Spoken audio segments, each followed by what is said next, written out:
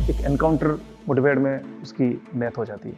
उसमें मुझे अपने साथियों के साथ 7.25 साल तक, 7 साल और 3 महीने तक मुझे जेल में रहना पड़ा। कई मरतबा जमानत याचिकाएं लगाई गई, लेकिन नतीजा सब तरफ सिफर रहा। एक 6/7 की जो कोटली है उसके अंदर आप अपने आप को कैसे सर्वाइव कर सकते हैं? क्रिमिनल्स के अंदर वर्दी की साख को बचाए रखना कितना महत्वपूर्ण था। तो सभी ने सोचा कि मैं टूट चुका हूँगा, उतना मैं कर पाऊंगा। लोगों को ये उम्मीद नहीं थी, लेकिन मैं आपको ये बताना चाहता हूँ। क्या कभी आपके साथ ऐसा हुआ है कि आप खाने की प्लेट लेके बैठे हैं और खाने के पहले निवाले में कोई ऐसी अनवांटेड चीज आपके खाने में आए, जैसे छिपकली की पूंछ हो, दाल में कोई कंकर पत्थर हो, कोई मरे हुए चूहे की हड्डी हो, और आपको खाना छोड़ना पड़े, और यहां तक आप किसी को शिकायत तक नहीं कर सकते? क्या ऐसा कभी हुआ है आपके साथ? मेरे साथ हुआ है। 1-2 नहीं, कई बार हुआ है। उसके बावजूद भी मैं आज उसी दृढ़ता से आज यहां खड़ा हूं और ये बताने के लिए यहां आया हूं। नमस्कार दोस्तों, मेरा नाम हिमांशु सिंह राजावत है और मैं राजस्थान पुलिस में एक इंस्पेक्टर हूं। मैं अपनी कहानी की शुरुआत करूं तो शुरू होती है राजस्थान के पाली जिले के एक छोटे से गांव भीटवाड़ा से, जहां पे हम परिवार में करीब 7 लोग हैं और मेरे पिता एक शिक्षक हैं। हम 5 भाई बहन को जहां तक संसाधन मौजूद थे, उन्होंने पूरी कोशिश की कि हम पढ़ लिख के काबिल बन जाएं।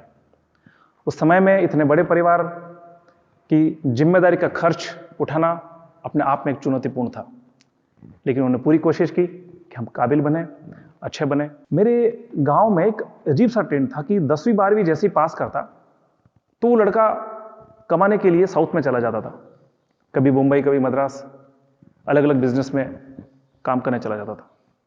लेकिन मेरी सोच थोड़ी सी इनसे डिफरेंट थी। मैं चाहता था कि मैं सरकारी सेवा में जाऊं और सरकारी सेवा के साथ मेरी चॉइस थी कि मैं यूनिफॉर्म सर्विस ज्वाइन करूं। मैंने अपनी 12th की पढ़ाई पूरी की और उसके बाद उदयपुर शहर में पढ़ने गया। उस समय में मुझे उदयपुर शहर में पढ़ने के लिए जाना मेरे लिए एक बहुत बड़ी बात हुआ करती थी। उसका खर्च वहन करना और वहाँ रह के पढ़ना, हॉस्टल में पढ़ना था, बहुत मुश्किल था। लेकिन फिर भी माता पिता ने मुझे वहाँ उदयपुर भेजा और मैं उदयपुर में एक हॉस्टल में रहा, हाथ से खाना बनाता, और मैंने अपनी ग्रेजुएशन की डिग्री पूरी की। ग्रेजुएशन की डिग्री के बाद में मैंने ये राजस्थान पुलिस का फॉर्म भरा, अपनी तैयारी चालू करने वाला था। उसी दरमियान एक कन्फ्लिक्शन हो गया घर में, एक मेरी शादी की बात को लेकर थोड़ा सा कोई मतभेद हो गया, और बात इतना बढ़ा कि मेरे माता पिता ने कहा कि जब तुम अपने खुद के फैसले खुद ले रहे हो और घर की नहीं सुनते हो, तो तुम अपनी जिंदगी के फैसले भी तुम खुद ही लेना। तो दोस्तों, आप मेरे हालात पे हंस सकते हैं कि जब मैं अपने आने वाले कल को बदलने के लिए निकला था, तब मेरे पास जेब में चंद रुपए थे और कपड़े वही जो पहनने को लिए थे। मैं उदयपुर शहर में गया, अपने दोस्तों से मिला और उनको कहा कि भाई कुछ मदद हो जाए, लेकिन ज़्यादातर मुझे निराशा हाथ लगी। एक दोस्त था मेरा, उसने कहा कि हम साथ मिलकर पढ़ाई करेंगे, और लकीली वो भी सब इंस्पेक्टर की तैयारी कर रहा था। अब सिर्फ 4 महीने बचे थे, एग्जाम की तैयारी करना था, फिजिकल एग्जामिनेशन होता है इसमें, उसकी भी तैयारी करना था, और रहने की जगह मिल गई, लेकिन खाने पीने की और मार्गदर्शन की, कुछ किताबों की, सबकी जरूरत थी। तो दोस्तों, मुझे एक इच्छा हुई कि मैं कोई सर्विस ज्वाइन कर लूं। मैंने कोशिश की, लेकिन मुझे एक फ्रंट ऑफिस में, एक होटल में मुझे रिसेप्शन की जॉब मिली। मैंने उसको स्वीकार की। मैं शाम को होटल जाता और वहाँ बहुत से कॉल्स आते हैं, आप जानते हैं होटल में बहुत सारे कॉल्स वगैरह आते रहते हैं। तो मैं रात भर वहाँ अपनी ड्यूटी करता, उस दरमियान मैं पढ़ भी लेता था, और अर्ली मॉर्निंग उठ करके मैं ग्राउंड में जाता और वहाँ जो फिजिकल टेस्ट की तैयारी होती है, मैं उसकी तैयारी करता। वहाँ दौड़ना, कूदना, और एक वो बॉल फेंकने वाला होता, सारे इंसिडेंट हमको करने होते थे। मैं रोज जाता, हर रोज उसकी प्रयास करता, और पूरे दिन आने के बाद में रूम में खुद का खाना बनाता, दोस्त के साथ रहता और पढ़ाई करता था। दोस्तों, कहते हैं ना कि अगर सच्चे मन से और दृढ़ निश्चय से अगर कोई काम किया जाए तो निश्चित रूप से सफलता मिलती है। मैं उस एक अल्प अवधि में मैंने वो पूरा जो मेरा अचीवमेंट था, मेरा गोल था, वो मैंने पूरा किया, और मैं राजस्थान पुलिस में as a sub inspector select हो गया। 1999 में मेरी ट्रेनिंग स्टार्ट हुई। ट्रेनिंग के दौरान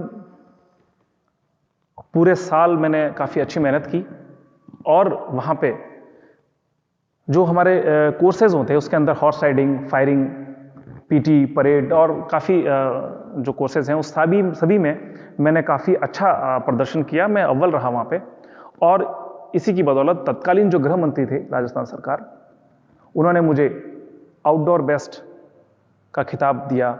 ये मेरे लिए बहुत बड़ी बात थी। उसके बाद मेरी पोस्टिंग हो गई राजसमंद जिले में। राजसमंद जिले में मैं अपनी कर्तव्यनिष्ठा, काम के प्रति मेरी लगन और सीनियर्स का मेरे ऊपर फेथ, धीरे धीरे धीरे मेरा सम्मान होने लगा था। पुलिस में मुझे एक अच्छे थानाधिकारी के रूप में देखा जाता था और जनता में भी मैं लोकप्रिय था। उसके बाद मेरा पोस्टिंग उदयपुर जिले में होता है। कहते हैं ना दोस्तों, लाइफ इज अनप्रिडिक्टेबल। जीवन में कभी भी कुछ हो जाता है, पता नहीं चलता। जैसा हम सोचते हैं वैसा होता नहीं, और कई बार जैसा हम नहीं सोचते वैसा हो जाता है। एक बार मैं अपने थाने में अपने जवानों के साथ काम कर रहा था। मेरे पास एक कॉल आता है कि आपको हेडक्वार्टर पे बुला रहे हैं। मैं जाता हूँ वहाँ पे। मैं जाता हूँ, मेरे सीनियर्स वहाँ बैठे थे। उन्होंने मुझे बताया कि आपको एक बड़े क्रिमिनल को पकड़ने की जो टीम बनाएगी उसमें आपको सेलेक्ट किया है। मेरे लिए बहुत खुशी की बात थी कि इतने लोगों में पूरे डिस्ट्रिक्ट के अंदर मेरा सिलेक्शन हुआ। करीब हम 150 सब इंस्पेक्टर्स थे वहाँ पे, और उसमें मेरा सिलेक्शन हुआ। हम 2 सब इंस्पेक्टर का सिलेक्शन हुआ। मुझे काफ़ी खुशी थी इस बात को लेकर के। अब उस टीम के साथ मैंने अपना कामकाज जो है प्रारंभ किया। उस मुलजिम के बारे में पता करने लगे, हम उसको ढूंढने लगे, इंटरस्टेट जाके ढूंढने लगे। और एक इसी घटनाक्रम के दौरान आपने सुना होगा दोस्तों, 2005 में एक सोहराबुद्दीन एनकाउंटर केस हुआ था। ये वही सोहराबुद्दीन था जिसको हम पकड़ना चाहते थे, और एक एनकाउंटर मुठभेड़ में उसकी डेथ हो जाती है। इस केस के बारे में आप जानते होंगे, आप गूगल पे, इंटरनेट पे इसको सर्च कर सकते हैं। उस केस में काफ़ी विवाद हुए, काफ़ी प्रश्नवाचक लगे, और देश की नामी जो एजेंसीज है, इन्वेस्टिगेशन एजेंसीज है, उन्होंने अपनी जांच पड़ताल की। उसमें मुझे अपने साथियों के साथ 7.25 साल तक, 7 साल और 3 महीने तक मुझे जेल में रहना पड़ा। विषय यह था कि जीवन में आप किसी एक काम में, किसी सम्मानजनक स्थिति में होते हैं, और वहां से सीधे आप धरातल पे आ जाते हैं। और ये किसी के साथ हो सकता है। आप अपनी जॉब कर रहे होते हैं, आप किसी बड़े क्रिमिनल को पकड़ना चाहते हैं, और वहां गए, और उसके बाद में ऐसा इंसिडेंट होता है, और उसके बाद में आप जेल में हैं। दोस्तों, sessions court, high court, supreme court, कई मर्तबा जमानत याचिकाएं लगाई गई, लेकिन नतीजा सब तरफ सिफर रहा। सुप्रीम कोर्ट ने केस को मुंबई ट्रांसफर कर दिया। वहां जब हमारा पूरा केस ट्रांसफर हो गया, तो हम सब कैदियों को भी वहां लेके गए। पूरा केस के जो सारे हमारे एक्यूज थे, हम सब लोग वहां गए। तो वहां मुंबई में एक सेंट्रल जेल तलोजा है, काफी बड़ी जेलों में से है इंडिया की। उसमें एक हाई सिक्योरिटी जोन है, अंडा सेल बोलते हैं जिसको, ओवल शेप में उसका वो होता है शेप। तो वहां में रखा गया। आप बड़ा ताजुब करेंगे कि जहां हम रहे वहां एक तरफ हम पुलिस वाले थे, और एक तरफ देश के टॉप लेवल के क्रिमिनल्स थे। आपने नाम सुने होंगे अंडरवर्ल्ड में, अबू सलेम, अरुण गवली, छोटा राजन से related DK Rao, Malegaon blast के लोग। दोस्तों, एक तरफ हम पुलिस के अधिकारी थे, और एक तरफ देश के टॉप लेवल के क्रिमिनल्स। आप ये मान सकते हैं कि एक क्रिमिनल्स के अंदर वर्दी की साख को बचाए रखना कितना महत्वपूर्ण था। पूरा समय जरूर था, लेकिन उसके बावजूद भी मुझे याद था कि मैं एक पुलिस अफसर हूं, और उसकी गरिमा मुझे मेंटेन करके रखना है। आप जानते होंगे, पुलिस के अधिकारी ही किसी भी क्रिमिनल को जेल में भेजते हैं। जो भी जेल जाता है उसको भेजता हमेशा पुलिस वाला ही है। तो क्रिमिनल्स, हम पुलिस वालों के, हाँ हालांकि हम जेल में थे, लेकिन क्रिमिनल्स जो है पुलिस वालों के प्रति एक गलत सोच रखते हैं। उनके एक विरोधाभास है, एक रिवेंज जो है उनके मन में होता है। तो वो हम सीधे हमसे नहीं लड़ सकते थे, लेकिन वो जब भी कुछ खाना देने के लिए आते थे, तो खाने में कोई ऐसी चीज डाल देते थे ताकि हम खाना नहीं खा सकें, हम परेशान रहें। और वो बदला लेने की नीयत से वो इस तरह की कार्रवाई करते थे। हमें पता था कि नियति को जो मंजूर है वो हो जाएगा, लेकिन हमको दृढ़ता से और साहस से अंदर रहना है। दोस्तों, कई बार नाई आता था तो वो नाई बाल काटते वक्त जबरन कट लगा देता था। वो एक रिवेंज का एक पार्ट था, लेकिन it is part of job. नियति को जो मंजूर था, हम गए, जेल में रहे और उसी दृढ़ता के साथ रहे। दोस्तों, मैं आपको बताता हूं कि इस जीवन में बुरा वक्त बहुत कुछ चीजें लेके आता है, हमारे जीवन को नेस्तनाबूद कर देता है, लेकिन उसके बावजूद भी जीवन के बहुत महत्वपूर्ण सबक हमको सिखा के जाता है। और उस बुरे वक्त में भी यदि चाहे आदमी तो क्या बेहतर ढूंढ सकता है, ये बहुत महत्वपूर्ण बात है। दोस्तों, जब जमानतें होना बंद हो गया तो मैंने कोशिश की। मेरी इंग्लिश थोड़ी कमजोर थी, मैं इंग्लिश की किताबें पढ़ने लगा। मैं डिक्शनरी के पूरे वर्ड्स 5-5, 6-6 बार पढ़ लिए थे मैंने, और उनको यूज करता। मेरे साथ में सीनियर पुलिस ऑफिसर्स थे, आईपीएस लेवल के ऑफिसर्स थे, तो मैं उनसे भी इंग्लिश में बात करता था। मेरी इंग्लिश ठीक हो गई थी। फिर मुझे लगा कि मैं ग्रेजुएशन करते ही सीधा ही पुलिस में आ गया, तो मेरी पोस्ट ग्रेजुएशन बाकी थी। तो मैंने डिस्टेंस एजुकेशन से ह्यूमन रिसोर्स मैनेजमेंट में एमबीए का फॉर्म भरा, और आपको ताज्जुब होगा कि 75% से मैंने ह्यूमन रिसोर्स मैनेजमेंट में एमबीए किया। दिमाग में कितना सकारात्मक मैं रह सकता हूं, मैं कोशिश करता था। मैं घंटों एक्सरसाइज करता था ताकि रात को नींद आ जाए। एक 6x7 की जो कोठरी है उसके अंदर आप अपने आप को कैसे सर्वाइव कर सकते हैं, ये चीजें मैंने सीखी। ये सामान्य बात नहीं है, लेकिन उसके बावजूद भी जब परिस्थितियां ऐसी आती है तो निश्चित रूप से आदमी को कोई ना कोई इसके रास्ते निकालने चाहिए, और वो मैंने किया। दोस्तों, वक्त बदलता है। सुप्रीम कोर्ट ने हमें जमानत दी। जमानत देने के बाद में जब मैं रिहा हुआ तो सभी ने सोचा कि मैं टूट चुका हूंगा, मैं अपने आप को बदल चुका हूंगा, अब मेरे में वो क्षमता नहीं रही होगी कि मैं पहले जितना अच्छा काम करता था पुलिस के लिए उतना मैं कर पाऊंगा।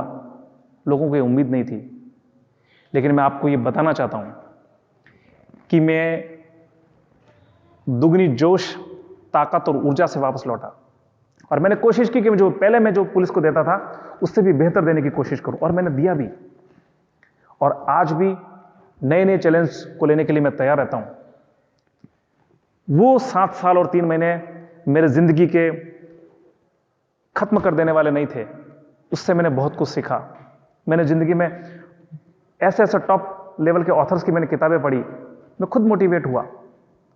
आज मैं लोगों को बताता हूं, वक्त बुरा आता है लेकिन बहुत कुछ चीजें ले जाता है, लेकिन याद रखना उसमें कुछ चीजें अच्छी भी देके जाता है।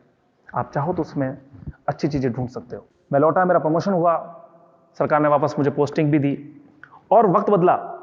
उसके बाद मुझे उस केस से भी बरी होना था। पुलिस की नौकरी के साथ साथ हमने 4 साल तक पूरे केस की स्टडी की, केस पे फोकस किया, और बॉम्बे पेशी पे जाते थे नौकरी से।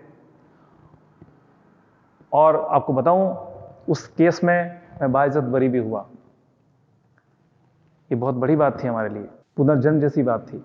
एक तरफ हमारे ऊपर ट्रिपल मर्डर का केस था, और एक तरफ हम पुलिस के काम कर रहे थे। ये बहुत महत्वपूर्ण बात थी। केस से हम जीते।